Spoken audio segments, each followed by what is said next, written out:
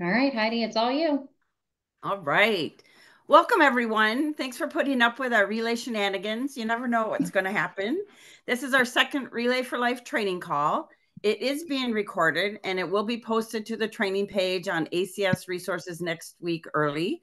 An announcement will be made when that happens. So be on the lookout. And then if you know people who weren't able to be on the call, direct them to the recording so that they can watch it and get some great information.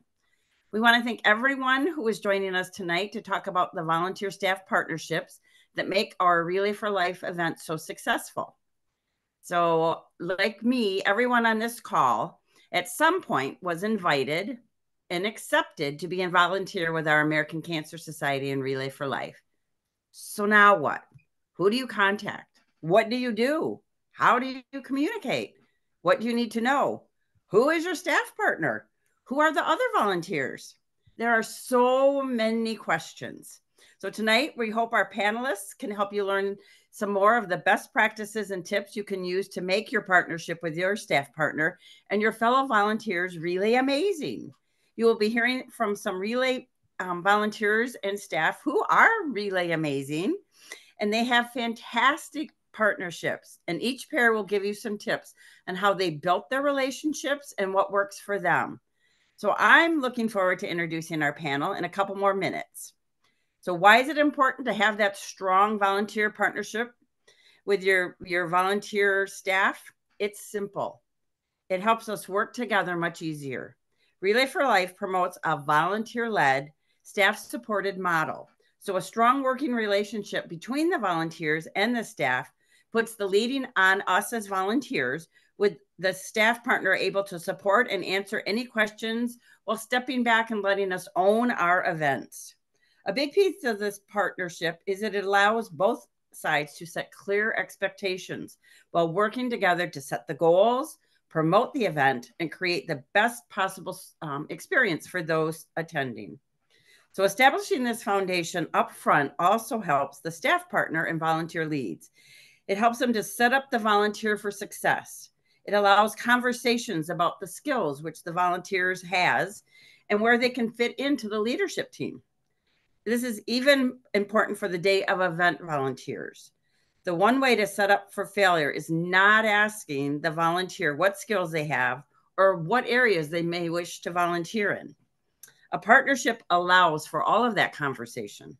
And those conversations should be followed up each year, if not more often, throughout the lifetime of your volunteers. There are many forms of partnership with Relay for Life: volunteer to staff, volunteer to volunteer, and staff to staff. Often these partnerships may encounter barriers. One tool to help combat those barriers is to make a partnership agreement. And I know a lot of us all go, when you hear that word. So don't be afraid of that word partnership. This is a time when you both can sit down to talk together, either in person or virtually, and talk through your expectations of the role, how you want to communicate, talk about the skills and interests. Creating that partnership agreement helps empower volunteers to utilize their skills, engage and motivate each other for the work that will need to be done, and the future work that can be done, while defining how you will each support each other. Partnerships agreements can be on paper, like a contract, or they can be an in-depth verbal discussion. It should include an exchange of contact information and the best times to reach each other. It should also include a conversation about, if one of you can't be reached at X, what other ways can be used to get in touch. These partnership agreements should not be a one sided conversation, but a true back and forth discussion. And don't forget to check in from time to time, especially if a mode of communication isn't working the best. Your American Cancer Society has a hard copy of a volunteer staff partnership agreement form that can be used to help guide the conversations. It can be downloaded from, yes, ACS resources. And Kayla's going to put the link in the chat for everyone. So now on to our discussion and our panelists. We're going to go from east to west for these intros. And if I slaughter your name, I really apologize. From Relay for Left of Houston County, Georgia, please welcome Kenyette Cheatham and her staff partner, Kristen Broderdorp. We're going to welcome Emily Nathan and her staff partner, April Bush, from the Relay for Life of South Oakland County, Michigan. Yay, Michigan. That's where I'm from. And from Arizona, please welcome Amber Thornton and her staff partner, Roxanne Majeski Hiller, from the Relay for Life of Yuma. So thank you to all our panelists for offering your expertise and experience tonight. We're going to do a round robin share tonight, so you'll get to hear the thoughts from each volunteer and staff for all of our questions. Are we ready to dive in? Yes. All right. First question. How did you build your relay relationship from getting to know each other to setting expectation boundaries? We're going to start with Kenyette and Kristen. You want me Hey, to go everyone. first? Oh, yeah, you go ahead. No, go ahead. You go. No, you. Hey, everyone. Thanks for joining us tonight.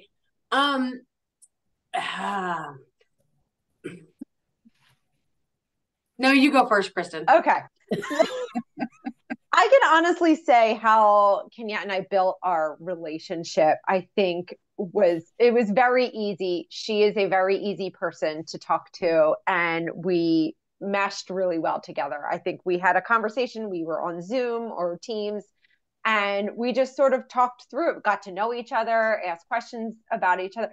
I mean, it's when you have somebody who can hold a conversation is so flawlessly, I think, as her and I can together, it was very easy in the sense that we just sort of got to know one another. Where are you from? What do you do? You know, all that kind of stuff. And then started talking really about, tell me about your real, as I was coming in as a new staff partner to her, you know, tell me about your relay event. How do you guys work? How do you operate? You know, here's what I do. I have, you know, I work remotely with, you know, 30 plus events. Here's how my expectations. And so I think we sort of just let the conversation flow it was a conversation. It wasn't, you know, here's a piece of paper with your duties and here's a piece of paper with my duties. It was just a very easy conversation. Kenyette, I don't know if you want to add on to that at all. I'll echo that. It was a very easy conversation because I've been a part of Relay for 18, 19 years now. And I've had now 3 partners, which I love them all.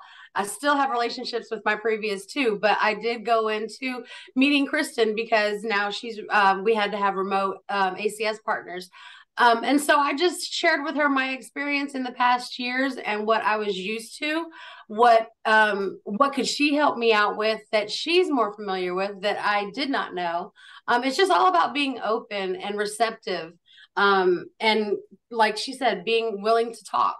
I talk too much sometimes. So there's that part. But yeah, it's just all about willing to have that conversation and not be scared to, you know, try not to step on toes if you can. I'm a very blunt, open person. And so sometimes I have to be like, oh, oops, my bad. I didn't mean it that way. But you have to have those conversations to be relational with each other. Because if you want to have a successful event, you definitely want to have an awesome relationship with your ACS partner. Over. Thank you. Let's go to Emily and April. You want me to go first? Go ahead. Yeah. Let's see what you have to say. Kind of about the same as theirs. I mean, I'd like to say that there was this, you know, wonderful way of like following through or figuring out what we were doing, but we just kind of meshed. For my part, April in our area, everybody who was a lead or who had been in different relays for a long time, everybody knew who April was. Everybody wanted April as their staff partner. We had gone through a few, and I was so excited when I got told that April was going to be ours. And I think she probably was given a little bit of my background and knew that I had been part of our relay for I think it was about 11 or 12 years before I became the lead, which I now in my 7th year of doing. So I think really we just kind of meshed really well. We talk about everything, like we sat down and figured out, you know, where she was coming from and where I was coming from and what we wanted from the relay and moving forward, especially because He was still coming out of COVID when April became our staff partner, so everything was changed. Our relay in itself, which just turned 25 years old this past relay season, was older and was in need of changing. So we just kind of, I think, had similar views on what we wanted to do with it. So, and I should let you guys know that Emily and I are in a traditional staff relay relationship where like I staff them in person. So I go to all their meetings. So I do have the opportunity to be in person with Emily at meetings, at their event, at, you know, they do a golf outing and things like that. So I do have the opportunity to be in person. I feel like that helps us build our relationship a little bit more than just being on Zoom. A Zoom is great, but you know, there's something to be said about being in person sometimes. But like she said, you know, I didn't staff them originally, but when I was taking them over, I did get all the feedback from the previous staff. And I remember when I very first started, you know, with that, you know, the staff person who had them, I had heard they were on my team. So I heard everything, you know, I knew stuff about their event through all the years. So when I finally took them over, I was very familiar with a lot of their volunteers. Like I had heard their names, I knew them from meetings or things like that. But Emily and I were fast friends. I mean, we just clicked from the get. So it's been an easy relationship to build. I actually don't do the paper partnership agreements. I feel like our relationships, like my relationships with my event leads, are a little more like organically built rather than having it on paper, if that makes sense. So, and I do have some of my other event leads are on this call tonight. So hi, Lynn. But yeah, I just feel like we just have built this really strong relationship and we each know what the other one is doing and what we need from each other. So it just, we mesh well. Good. All right. Are you ready, Amber and Roxanne? Sure. You want to go first, Amber? Okay, I'll go first. So when I first started joining Relay for Life, it was pre-COVID, the year that became the COVID year. That was my first time on an ELT, but I was not the event lead at that point, and Roxanne was not the staff partner back then. We were a traditional where we had a staff partner in person, but then during COVID, that person, well, no, 21, he retired. And so part of our transition of meeting Roxanne was him facilitating that and kind of facilitating us getting to know each other as he transitioned out and she transitioned in. So in our first year, we were traditional and she came to our relay and that was fantastic. And I think like everyone else here, that Roxanne and I really became fast friends and meshed really well together. And when she transitioned to the UES, I was bummed that I wasn't going to get to see her as much, but it still worked really well with our event. She's still in Arizona, so we're on the same time zone, which makes it super easy. And she's really flexible with like my work schedule and communication. So we've again set up a really easy rapport with each other and knowing what each other is doing as well. And whenever I have questions, because I was a newer lead when she came on, so a lot of things I didn't know. So I would ask questions, and sometimes she had to go ask the question too because she didn't know. So we were kind of learning each other together, which was kind of fun. Yeah, I mean, I would echo a lot of what Amber said. I think it was, again, very, very organic. And I think just being present and available. And I would say that I was brand new to ACS. She was brand new to Relay. So it was just like we were both just like learning on the job, it felt like. But I think that just really developed a bond between us. And it just also like I also just wanted to make sure that I was really committed to her. So, I mean, it was if she had a question, if she needed support, I tried to make myself available. And if I didn't know, I would let her know. I don't know, but I'll find out. And so it made it very easy as just like showing that commitment to one another. Very good. I'm loving these stories and the connections. So let's go on with our next question. How do you decide who is responsible for what, and what does the accountability of that look like? So let's start with Emily and April. We kind of just like April was saying though too, we don't exactly sit down and figure out what each of our responsibilities are. It just sometimes kind of happens for each of our different events. Again, like she said, since we're able to meet in person, we do a lot of times. I mean, we have our meetings, but her and I will meet together at different event places depending on what we're doing. And then we just kind of divide up stuff. I know in our way of things, like if it's something that ACS, like if it's flyers, if it's something printed, those kinds of things, April takes care of. Um, if it's talking to the venue that we're dealing with, um, getting people to be present there, selling tickets, things like that, I take care of that. We just kind of sit down and divide tasks up kind of evenly, and kind of when you were talking before about like what your strengths are, is kind of, along that lines. There's some things that, maybe I've got the contacts for and the people that I can talk to, so I'll take on those responsibilities. And then there again, like I said, then some of the other stuff that maybe comes from ACS, or doing those kinds of things, putting together some of the flyers, April ends up taking care of, that way with some of those. And we just try to take in what she's got, her 7 events that she deals with. I work full time, so we just kind of figure out what works best, communicating and dealing with that around both of our schedules. Yeah, I mean, really, Emily does most things. I do kind of the things that she can't. I'll set up, like, we have a website for our golf. It has to be me who initially sets that up. So Emily does a lot. She really does, which I appreciate. But yeah, I just kind of fill in the gaps of things that she can't do, basically. But yeah, it's definitely a partnership. It's definitely, can you do this? Yeah, I can do that, that kind of thing. So we just kind of, it works out. So it's good. Just Good. and one other quick thing, Bess. I mean, we seem to work really well though of throwing stuff off of each other a little bit. So our big relay is at our big zoo here in town. It's at the Detroit Zoo is where our relay takes place.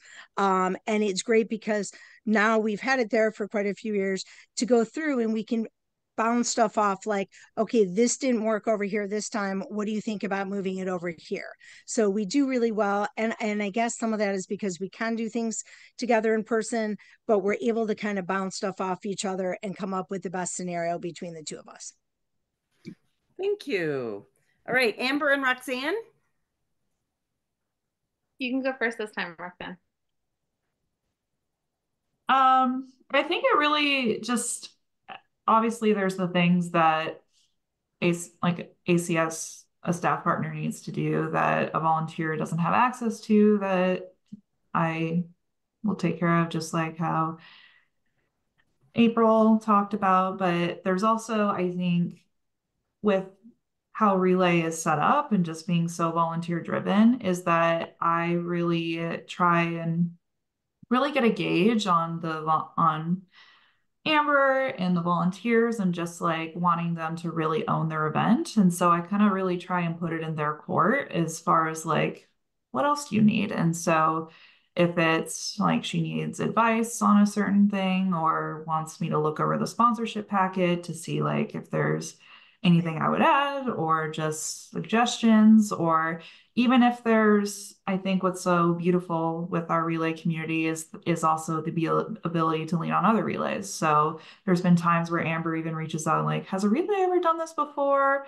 Or I've been on their Facebook page and I really like this. Do you have any resources on that? And so it's a matter of, I think, like that open line of communication, and just really letting her like show me what she needs. And I I feel like that ELT kind of has the ownership of the event, and then I'm just kind of there as that support and coach and what they need. Yeah, I definitely agree. And I think that one thing that I really appreciated with Roxanne is that she also encourages me not to say yes to everything and to delegate. She really encourages me to ask my ELT to take things on, and ask other people. Like she initially like did like all of the website stuff. So she would put up the graphics and the things. And then this past year she was like, hey, now that the ELT has grown, what do you think about asking someone to do this? And that's what I did. I was able to find one of our ELT members that, was willing to take that on. And so that was like, it took something off of her plate and put it back onto our ELT so that we have a little bit more flexibility with it and a little more easier access. But it's nice to be able to delegate it to someone else and to not have everything be on me. Very good. All right. How about for Kenyette and Kristen? I'll take this. I'll start this one. Okay. I got this. So I did come from a traditional relationship where my ACS partner was local, right? So then COVID came, and now my partner is all the way in Pittsburgh. But I will say, I would love for you to come down to Georgia, Kristen. You know how April bops over there to see Leanne. No, not Leanne. Those Michigan people, Michigan. Emily. I'm Ohio State all day. But anyways, no, I understood and recognized that, I'm not her only event, right? And that it is a volunteer driven relay, and that it's all about us and what we are doing for our community. She's been very resourceful at any moment. If I've ever needed anything printed, I'm always the last minute person, unfortunately. So I don't get it to her in time most times. So then I don't even ask her because it's not on her. My emergency is not hers. That's the biggest thing that I want to stress to everyone. Your personal emergency is not necessarily theirs because, like I said, I'm sure that you're not their only relay event. So just keep that in mind. When you ask for assistance from your ACS partners, try to be in advance proactive, not like me all the time. I'm kind of last minute, but try to be proactive in asking them because they are more than willing to help. You just got to give them time and understand that you're not their only event. Over. You're the best. Number one. Number two. So just basically, yes, I think we work together in a way where we are almost, I like to say, is we're like a player coach scenario, right? Like I am the coach, you guys are the players, you are out in the community, but I'm here to guide you and help you and make sure you're not burning out, like Amber and Roxy said. Like make sure you're delegating, make sure you have all the resources that you need, and to talk through situations and scenarios, and then also to help with the ACS stuff side of things, contracts, websites, that kind of stuff. But, I think really it is a lot of I'm, like I said, I'm the coach. I'm here to help, guide you and tell you, and you're out there in the community, being the face of ACS. So, yeah. Good. Next question. What have you learned about communication as you've worked together in this relationship? Amber, why don't you and Roxanne start off? Okie dokie. I think it's really important to figure out with your staff partner, like the best way to communicate with each other. I know that with like my daytime job doesn't always allow me to jump on a Zoom. Even sometimes our phone calls would get interrupted with my work tasks, even when I was trying to do them on lunch hours. So we've come to like, I text a lot with her throughout the day, so that I'm not bugging her at night. Cause I mean, when I'm home and can dedicate more time to it, I don't want to bug her in her off time either. So I know that if she doesn't see my text message because she's, it's off hours, that she'll get back to me, or I'll shoot her an email, especially if it's after hours. I always use the email and try not to text, late at night. And that seems to be really good for us. And so I would just reiterate with your staff partner, like what works best for you so that you can find that relationship, that middle ground. Yeah, and I would say it's also kind of grown to that over the years. I mean, at the very beginning, Amber and I probably met, I think, every other week. We had a phone call and then texting in between, but it was also like, I think again, we were building that relationship. And it was also like, because Amber was new to the scene, she needed that more like availability for communication. And now it's like she's in her third year and we still text all the time. And then if like she needs to hop on a call with me, she'll tell me like, and we'll hop on a call and we'll schedule something. So it also like it can ebb and flow. So maybe also just like having those check-ins as well as like maybe your volunteer doesn't want to talk to you every other week now, or and just like seeing like what is like what they need like in that moment in time. And so, and it also varies with when your relay is too, because I mean, if their relay is in March, I probably won't get many texts from Amber in April. And so it depends on that too. So it's very organic that way. Thank you. All right, Kenyette and Kristen. I think I've learned, like, as we've worked together, we've been working together since 2021, I think. So it like, just like you guys said, in the beginning, it's a lot of let's do a call, let's do this. But then, like, I know how she operates. I fully trust her. And I know that she will reach out to me when needed. We text and we email. Like, we don't really have calls because I know that she is she's been relaying for a long time and she's been doing this stuff for a long time. So she knows things she needs to get done, and she's, things that she wants to accomplish and how I can help her. And she lets me know, I need you to do this, this, this, and this. And I'm like, okay, because we know how we work and how we operate because we've learned so much about each other since we've been together since 2021. So yeah. And Heidi, can I say first, thank you so much, Heidi, for saying my name correctly. Bravo. Oh, okay. It always makes me nervous. I'm glad I did. Thank you so much. You jacked up Kristen's last name, but you said my first name beautifully. I know, I did. But us volunteers, we got to stick together.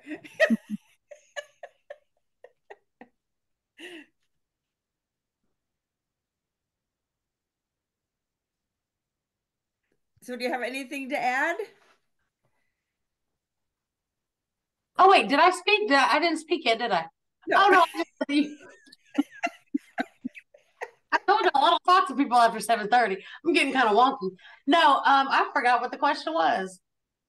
The accountability. Wait, are we on accountability or the communication? Communication. What have you learned about communication as you've worked together? Oh yes, just being understanding that there's a cutoff for time, and if it's not an emergency, it can wait until the next day. Even though I do have a 9 to 5, I work for the government. Don't tell them I'm probably doing a lot of relay stuff during my 9 to 5 anyway. But if it's after if it's after 7 o'clock ish, well, like y'all know, I've already said I don't talk to people after 7:30, so I'm definitely not going to text Kristen after 7:30 asking her about some relay stuff. It can wait. It's not mission essential, right? But just laying those guidelines, laying those, I don't want to say rules because you don't want to be so structured, because we are volunteers, they are staff partners, and we want to have fun. We want to make it a successful event, but just making sure that you're open to the communication is big. Be open for communication. Good. All right, Emily and April. Do you want to go first this time, April? Sure. So what we've found is that Facebook Messenger is our friend. That's where we do a lot of we don't usually text, we message through that instead, which I appreciate that because I don't have notifications set up for mine. So it's not like it's dinging me all the time if she's, I'll see it, when I'm available to see it, which I appreciate that. But we usually have a phone call like once a month just to go over our agenda and things like that usually, right before our next meeting. So we'll do a phone call, and then Facebook Messenger all the time. And then the other thing is that I might Facebook Messenger her during the day, and she's a dentist, so she's busy. She has patients. And I know that if she doesn't respond for an hour or two, she's busy, and that's fine. And she'll respond to me when she is not busy, when she's not, when she has a second. And the same thing, I know that, if I don't respond to her right away, she knows I'm either talking to another volunteer in another meeting. Like she understands, like we get that the other person is not available 24/7. Um, so I feel like it really works for us doing it that way. So Good. Well, continuing along communication lines, how often do you check in with each other regarding how it's working? How is everybody feeling about the partnership? Are there things you need to tweak? Kenyette and Kristen, let's start with you. I mean, I think we have such a flow, and I know, for some of my other events I can speak to, there are check-ins more frequently. Kenyette and I will just text, when we need something, or if we check in, or if I see something come through and I need to let her know. We have a pretty open communication whenever we need each other. I think, for some other events, if you're looking to be more structured, I do have standing calls, especially as I work with a lot of collegiate events and students in high schools, having those calls to check in with maybe those, volunteers who, might need a little bit more guidance or help. I feel like with Kenyette and I, it's, she's like, has been relaying for a long time. So it's not like we need to talk through anything as she has it under control. But I feel with some of my other events, yes, there is always, a standing call, a check-in, just to make sure that the event is on track and everything's happening and we're going through any resources that may be needed. I think that pretty much sums up you and I. Yeah, it really does. And I've been blessed to have very relational ACS partners in my lineage of this venture. And all three of them have been super awesome, very relational, very receptive, very open for communication. But I can't stress enough to, whether you're a new relayer or you're a veteran, you're probably not their only event. That's the biggest thing I have to stress across. Just remember that you're not their only event. If they don't respond to you immediately, just understand that they will get to you, because they got it. They got you. They're gonna they're gonna take care of you for sure. Over. Thank you. Emily and April. Pretty much just like what April had said before. We just use the messenger a lot. Different maybe than some others. I know I'm up late all the time, and there's quite a few times where April, I think, like, her daughters are done with, like, the volleyball games and different things, and her and I will be texting. And so for us to message at 11 o'clock at night is common, because it just works for our schedule. But it's, just like everybody said, it's whatever works, for yours. We'll email back and forth a little bit. Like right now we're dealing with some contracts, so we do, do that a little bit. And like April said, probably after this meeting tonight, I'll be sending her a text and saying, when are we going to talk before our Wednesday meeting? Because we have our monthly meeting next Wednesday. We always set up like our agenda and everything to have, even though, she's there with us. So, so we do usually like talk on the phone once a month, but it's just whatever works best, for your group. And I think too, you're asking how often do we check in about how communication is working. Mm-hmm. I feel like that's not necessarily a conversation we have on the regular, because the communication is always going well, so it's not something we need to address.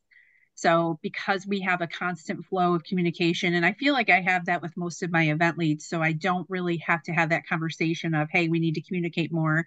I feel like Emily and I do communicate a lot. And yes, sometimes we are texting it or Facebook messaging at 11 o'clock at night, but that's because we're both up late. It's not because she's like hounding me at 11 o'clock at night or something. And it's through Messenger. So it's not like it's dinging me or like waking me up or something. And let's be clear, I'm not sleeping at 11 o'clock at night. But so yeah, that's how it goes for us. Okay, thanks. How about Amber and Roxanne? I think it's really changed. I mean, we don't really, I would say we have a set schedule. It's just like, we text for the most part. Again, it's really dependent on what's needed. Like we used to have a standing call every other week, and then now it's more of we text, we have a call if she needs me, and then yeah. So And then if I haven't reached out, sometimes Roxanne will be like, "Hey, are you okay? Everything going okay? Do you need anything?" So it's like, "Oh yeah." But like there, it goes like she said, it goes in waves. Like there'll be a long time where I don't need anything with our event coming early in the year, like with it being in March, like by the summer, like there's not as much going on, like Mhm. July and August until we're like wrapping up in September, and getting it ready for the next year. So it kind of goes in waves of like there will probably be lots Mhm. more check-in right now with us being like a month out. And then like she said, like in April after the event, I'll be like, okay, peace out, I'm resting. Well, good. All Okay, but right. I have to This apologize because I have to take off a little bit early, so I'm gonna sign off. So I apologize for having to leave early. you're okay. Life comes first. Okay, thank you guys. Thank you. The next one was a popular topic that we got when everybody RSVP'd for this call. They want to know, how do you work together as staff and volunteer to grow and engage other volunteers on your ELT? Emily and April, how do you build that ELT together? Well, we have tried to add it first. I guess let me go back. Our ELT might not be exactly the way some of the other ELTs are, in that we have people that hold true ELT positions, but we have our team captains. A lot of our team captains hold some of those positions. Also, when we have our meeting, it's like our meeting coming up on Wednesday, it will be for everybody. It will be ELT, it'll be team captains, it'll be relayers on teams that are interested in kind of learning about other stuff that they can do. So it's we try to bring in as many people to those meetings as we can, and then from those meetings try to get them interested in possibly having an ELT position. But what we really kind of put out there to them is, again, going back to what their strengths are and what they like to do. And maybe it's not being the head person, like the chairman of that part, but what can you do to help out somebody who's in that position. We have our survivor chair, who never wants to say that she's the survivor chair, but she truly takes over that position, and then has people or friends that she's got to know who then help her, with that. We've done a few newer things where April has gone in, like on Facebook, of trying to get just outside people who aren't part of our relay to become part of our relay. So again, we invite them to come to our meetings. Last meeting, which we ended up having to have is a Zoom meeting, but we had some new people that we never met before that were on it over the last few meetings. So getting people to be there, then we just kind of introduce them and try to get them excited about relay itself and what they can do to just kind of help us. Good. Yeah, maybe just take a little piece if they're not willing to do a big job, maybe just a little something. I like that. I like It works. that. Since Amber had to sign off, Roxanne, what do you guys do to work together to get more people involved in helping you plan and execute the event? Yeah, I would say that going back to when we first started, is that after COVID with Relay for Life Yuma, it basically was a one woman show with Amber and maybe like one or two other ELT members for a relay that brings in over thousands of people. And so it was very much like that first year, it was very hard. And then after we kind of wrapped, we had a discussion of like what this event really needs, because prior to it, there was a lot of it was a lot of ELT members that have been there for many, many years. And so it really brought the opportunity to think about things differently and like what she really saw from her experience of what is needed in an ELT.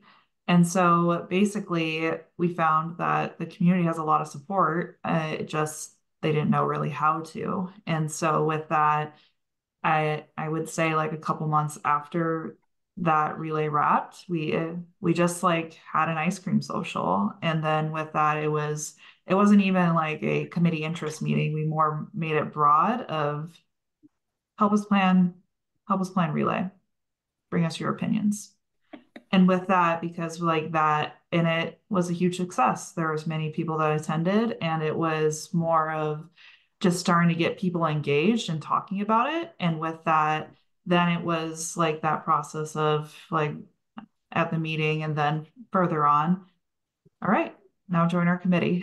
And so with that, I would say she was absolutely stellar in growing this. Now going into this year, she has a ELT of 15 to 20 people, I would believe. And she's doing an amazing job with delegating. And so and it's also like where it's not necessarily everyone has like a solid position. It's more of like, what are those buckets that need to be filled that people have strengths in that they love to do? And so, and also I would say is that she opens up her committee meetings to everyone. And so whenever she emails out to everyone like committee meeting, and then sometimes people just show up. And so Nice. she's done a stellar job. And then now it's like a fully brand new committee that is just excited to be there. And it's brought so much life back into the event. Well, good. I'm sorry she wasn't on to hear about all of your glowing recommendations. We'll let her know. We'll let her know. Kenyette and Kristen, how do you engage other volunteers to help you plan your event? So kind of like what Emily was saying. First, let me say, Emily, that coffee mug took the place of your entire face. That thing was huge. But no, just like what Emily was saying, inviting the participants to the team captain meetings. Now, typically my meetings are the team captain, ELT is there. Man, I miss an ELT of 15 plus people. We used to be like that previous COVID. Golly. But yeah, asking the team captains, do you want to be a bigger part of what's going on with relay other than, your team captain lead? Do you have members on your team that want to be a part of, whether it's just they want to be a co-team captain or if they want to join us on the ELT? It's just putting the ask out there. And we do have here in Houston County, I do have a lot of veterans that are still with us, but not 15 plus. Golly, I missed that. We used to have co-captains. We had so many ELT members. Yeesh, I'm jealous over there, Roxanne. But over. And basically everything she says, I support her in her choices is who she wants to have on her ELT. Like she's the face of this, relay in her community. I think a lot of what we tried to do to get the ELT engaged is sending out all of the resources and these trainings that we offer to people. We really want to empower not just your event lead and your staff partner, but like empower your whole ELT in terms of making sure that they have what they need. So sending out this stuff so the sponsorship chair can look up stuff, or the survivor chair can look up different things they can do, or different trainings that they have, or questions they may have, sending out not only just resources. I personally send out emails to everybody with resources on them, acsresources.org. Here's the link to the training resources. Here's mission information. Your mission chair can just take that mission information and use it. So it's supporting them and the things they need with all of the amazing training. The resources that we have now have gotten so much better and easier for volunteers to just grasp at their fingertips. And I love them. I use our event lead. I send everything out constantly to volunteers because I just want them to feel like they can take this on themselves. Yep. And then I'll forward the different links that she'll send to. I have a small ELT. We're growing, but it's small. But I will, forward those different emails that are relative to those various individuals for their knowledge base and for them to jump on the trainings or get the recordings. Awesome. Well, I hope you all were taking notes. That was great information and something that every event seems to struggle with. So thank you all for being open and honest and sharing what's working for you. Our next question is two parts because the perspective for this is different for each panelist pair. So we're going to start with, well, Amber had to leave, with Kenyette and Emily. How do you take your lead position to promote and market your event in your community? You want me to go, Emily? Sure. You go. Oh, no, you go. Wait, Heidi, can you just say that one more time? It kind of went out for a little bit. Yes. How do you, as the lead, how do you promote and market your event in your community? How do you get the word out? Well, we try to do it in a few different ways. First, I try really hard to get all of our teams and our team captains to just utilize the people on their teams. First and foremost is to make sure that they're getting the word out to them, and that they're passing that, along as well, that we try to get everybody signed up, that we can for the events. And then we do our relay is very big at doing sponsorship. I can't remember exactly from last year. I think it was around 80,000. Is that right, April? But it's something like that. Or not 80,000. Oh yeah, yeah. About that. But we get a lot of sponsorship. So getting or utilizing sponsorship. So getting that out to people, or getting that, to our sponsors, that becomes a big thing because those sponsors are in the community. It kind of depends on where to, because so our relay, as it says, South Oakland County, we started as one city 25 years ago or 26 years ago. Then we had other cities around us that lost relays, so we encompass a whole bunch of cities in Southeast Michigan. That's why we have our big event is down at the zoo, which is really in a different city than where we originally started. So we try to get sponsors in all the different communities that we can. So that gets the word out that way. And then really our big push for the last few years is within the media. I've had different news. Last year we had the weather lady from one of the news channels. So that came and was our kind of like MC for the big relay event. So we do try, that's kind of been our big push though too, is to try to use some of the media to get out, our date.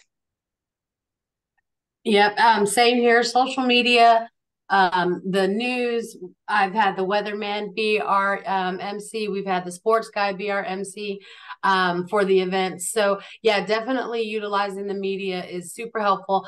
I love that your event is at the zoo. That is so fun.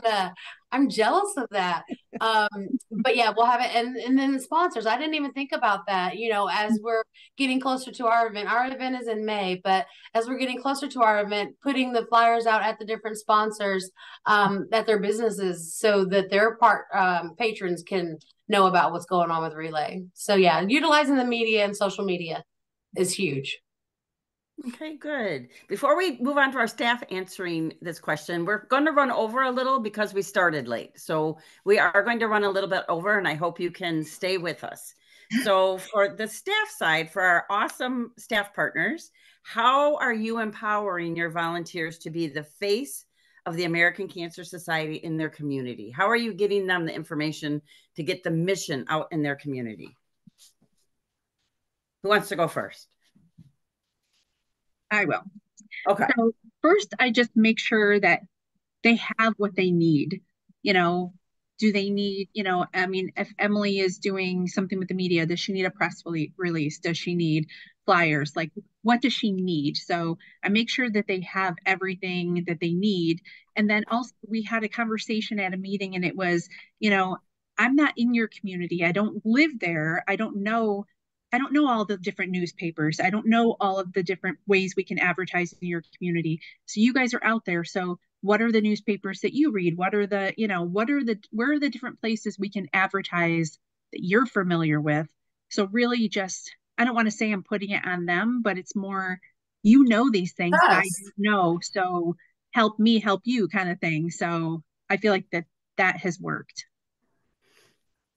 I mean, I definitely think, yeah, you guys as the volunteers are the face of your community. You're the face of ACS.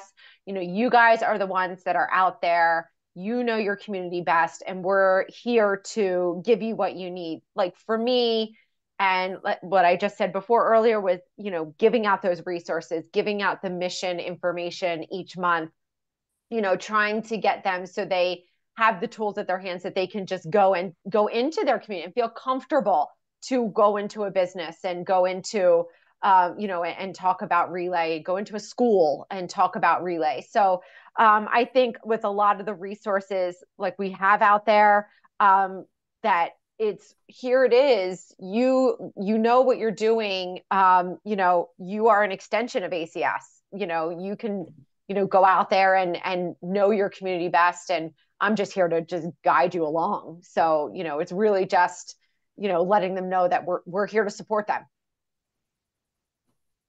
Very good. I think first off, it's for my position and being remote, it's very much where if they're not in, it's also kind of that pressure too, where it's like, if they're not in the community, then how is their event going to be successful? But we're here to make it easier for them. And so it's a matter of, again, we have amazing resources on ACS resources. Sometimes it can be a little difficult to navigate. So we can send that to them if they're not looking. And then it's also and then it's also if they are like unsure about something or they want to be like learn more, it's also leaning on our other relays too, who are great in like some of their strengths. And so it's also then it's not only just pulling resource from ACS resources, but then I think what's great with working for the American Cancer Society is we just have such a network of colleagues that we can lean on too. And so, I mean, in the background, if Amber's asking me like, has a relay ever done this before? And I'm like, oh, I don't know, but I'll check. And so then I'll message, we have like a big group chat and then I'll check. And then I'll get such amazing resources from other relays to send to her. And so even if it's something like we personally haven't created yet, there's definitely going to be a relay out there too. And so just also leaning on to what you have. Okay. We're on to our last question. And this has been really informative for me too. So I'm excited to be on the call tonight. What has been the most rewarding part of your partnership? What is that secret that makes it work so well for the two of you? So let's start with April. I feel like the secret that makes it work for us is that one, we like each other. That always helps, right? But you know, we have the same goal. We want to be successful. We want to grow. Like we want this to be the best relay ever, every single year. So I think that just having a common goal is what makes it work for us. Okay. Yeah, I think a lot of it is just like April said. I mean, I think first, first and foremost, we are friends, or we've become friends, with doing this. I think we're honest to each other, when we're working on things. And it's like April said, we both have, very similar goals of what we want our stuff to be. I understand that things, because at least in our area, ACS has been changing a lot, or like the relays have had to change a lot. And I understand when she tells me, different things or different ways to look at stuff. And I think she's right. It's just that we have very similar goals in what we want to attain every year. Okay. How about let's go to Kristen and Kenyatte. What's your secret sauce? I think we like each other. We get along. We have inside jokes. She's beautiful and wonderful. No, but seriously, we have a great relationship. And I think when you have that trust and that, a great rapport with somebody, you know, you don't want to let them down. And I know that, you know, when she reaches out to me, I know I want to help her to the best of my ability because, you know, I'm here to support her. I don't want to let her down. And, you know, we definitely want to see Relay succeed in her area. And I am just so proud of everything that they've accomplished. Just, you know, like she said, there's a small but mighty group, and they are an amazing team. And I'm just really proud to be able to just be associated with it. So. And I adore. I asked Kayla and the rest of the ACS partners, do they put you all through this certain kind of training or whatever? Because in the 19 years that I've been a part of ACS and Relay for Life, the 3 partners that I've had have been stellar and beautiful souls, beautiful spirits, always willing to help. And it's unfortunate sometimes you all don't get those partners. If you don't get those partners, reach out to Kayla Boswell and tell her, and she will make sure you are set up and hooked up. No, seriously, it's all about having those communications, those open lines. Don't wear your feelings on your shoulders because, believe it or not, it's not personally about you. It's about the bigger mission, right? It's about ending cancer. It's about killing this disease because it's killing too many. And if you remember that that's your focus, then you're going to have an awesome event. You're going to have an awesome partnership with your ACS partner. Over. Thank you. Okay, Roxanne, what's your secret sauce? I'd say the biggest thing is celebrating the wins. I think there's times where Amber texts me like, oh, I got this new sponsor or this new team or honestly anything, because anytime she texts me those things, it's like I can feel the excitement from her and I want to celebrate that with her. If it's a big win, if it's a small win, I love to know about those things. And I loved being able to celebrate those with her. And I think being able to just really own your event and know that I'm here as your support and coach to make that happen, I think has really just blossomed our relationship. And it's also just, again, like everyone else on this call, we're friends. And so we have our jokes, we talk, and then it just really it's about creating that organic relationship and just the willingness to support each other. So yeah. Awesome. Well, I want to thank all of our panelists. I know it's not easy to always be, sharing your thoughts on camera. It was great advice, great stories that you all shared with us tonight. We appreciate you spending your night with us, especially someone who doesn't talk to anybody after 7:30 at night. We love that you would join us. This recording will be posted on ACS Resources next week, along with the questions and answers in the chat. We didn't have a lot of those. We just had a lot of fun conversation. And any resources that might have come up tonight that Kayla has put in the chat. She's going to be putting the link to the training page in the chat. So bookmark that on your browser and check it often. Make sure you are reaching out to your staff partners. The more you communicate, the more you build those relationships.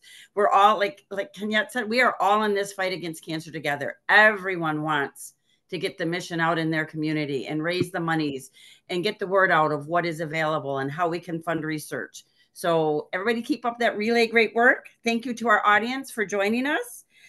Be sure to check out our upcoming trainings and the video library on the training page. We've got a lot of great content coming your way. Our next live training will be on February 29th, covering how to plan impactful ceremonies. So we hope to see you there. And everybody have a great night. Thank you so much. Thank you. Thank you. Thank you. Good Thanks, night. everybody. Thank you. Good night, everyone. Next time I go to Ohio, though, April and Emily, I will be looking y'all up. I don't know if I'll be moving to Michigan. Not moving to Michigan, but I'll get close to Cleveland and holler at y'all. You can come up to the Detroit Zoo on August 11th. Yep. Detroit It's a Zoo. Sunday. I'm gonna put that on my calendar. I really will.